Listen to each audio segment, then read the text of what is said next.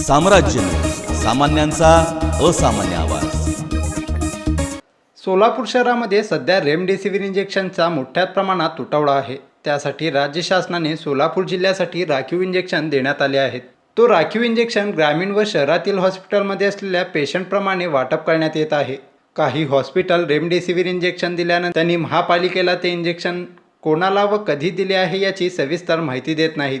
काल एका हॉस्पिटलमध्ये तपासणी केली असता त्या ठिकाणी जुन्या पेशंटच्या नावाने दाखवून नव्या इंजेक्शन घेतले आहेत तसे प्राथमिक चौकशीत आढळून आले आहे। त्या हॉस्पिटलने गैरवापर केल्यामुळे त्यांच्यावर गुन्हा दाखल करण्यात येणार आहे। शहरातील खासगी हॉस्पिटलना अन्न व औषध प्रशासन विभागाच्या माध्यमातून रेमडेसिवीर इंजेक्शन देण्यात येत आहे। त्या हॉस्पिटलने त्याची नोंद व्यवस्थित ठेवावी। कोणत्या पेशंटला कधी दिले आहेत त्यासाठी महापालिकेच्या ऑडिट विभागाला आदेश देण्यात आले आहेत। त्या हॉस्पिटलमधील पेशंटला रेमडेसिवीर इंजेक्शन देत आहेत की नाही याची तपासणी करण्यात येणार आहे। तरी शहरातील सर्व कोविड हॉस्पिटल यांनी विनंती आहे की अन्न व औषध प्रशासन विभागाच्या माध्यमातून जे रेमडेसिवीर इंजेक्शन दिले जात आहे ते इंजेक्शन कोणत्या पेशंटला दिले व कधी दिले याची नोंद ठेवावी व ते महापालिकेच्या साईटवर ऑनलाईन नोंदणी केल्यानंतरच दुसरे इंजेक्शन दिले जाईल। तसे नाही केल्यास त्यांना त्या दिवशीचे इंजेक्शन वजा करून देण्यात येतील। तरी शहरातील कोणत्याही हॉस्पिटलने गैरप्रकार करू नये, तसे आढळून आल्यास त्यांच्यावर कारवाई करण्यात येईल। तसेच पेशंटला व्यवस्थितरित्या तपासणी करून त्यांची काळजी घ्यावी असे आवाहन पालिका आयुक्त पी शिवशंकर यांनी केलं आहे। शहरामध्ये रेमडेसिवीरचा तुटवडा आहे, त्यासाठी राज्य शासनाने जो डिस्ट्रिक्टला कोटा दिलेले तो परत कोटा आम्ही रुरलच्या आणि अर्बनच्या हॉस्पिटलमध्ये असलेल्या पेशंटच्या प्रमाणे आम्ही वाटप करत आहे। मागच्या 10 दिवसापासून हे प्रोसेस सुरू आहे।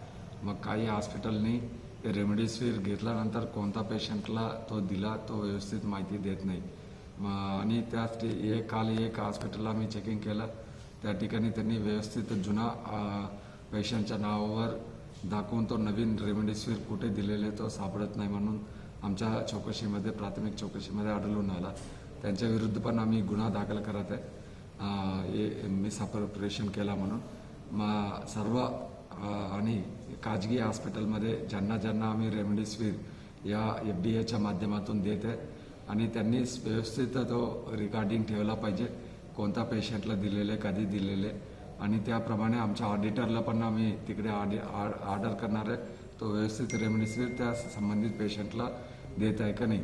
म्हणून सर्व हे कोविड हॉस्पिटलला माझी विनंती आहे, आपण आमच्याकडून FDA माध्यमातून जो तुम्हाला रेमडेसिवीर दिलेले तो तुमच्या कोणता पेशंटला दिला कधी दिलेले तो आमच्या ऑनलाईनच्या सिस्टममध्ये आपण व्यवस्थित अपडेट करावा, त्यानंतरच तुम्हाला रेमडेसिवीर मिळणार।